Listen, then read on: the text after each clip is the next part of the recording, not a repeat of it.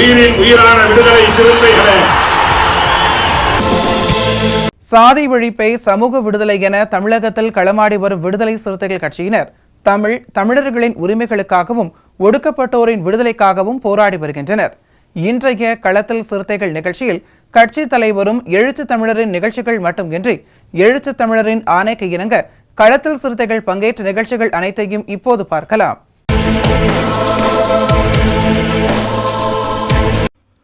மக்களவைத் தேர்தலில் போட்டியிடும் விடுதலை சிறுத்தைகள் கட்சிக்கு பாடை சின்னம் ஒதுக்கீடு செய்ததை கொண்டாடும் வகையில் திருவண்ணாமலை மாவட்டம் கலசப்பாக்கம் பேருந்து நிலையம் அருகில் விடுதலை சிறுத்தைகள் கட்சியின் மைய மாவட்ட செயலாளர் வளர்மதி தலைமையில் பட்டாசு வெடித்து பொதுமக்களுக்கு இனிப்புகள் வழங்கப்பட்டது.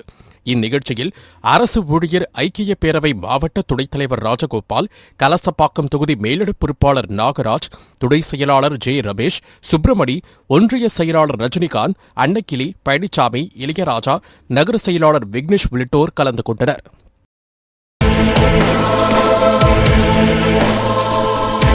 இன்றைய களத்தில் சிறுத்தைகள் நிகழ்ச்சியில் விடுதலை சிறுத்தைகள் கட்சியினர் நிகழ்ச்சிகள் அனைத்தையும் பார்த்தோம். நாளையும் இதேபோன்று சிறுத்தைகளின் பாய்ச்சலை களத்தில் காண்போம். வணக்கம்.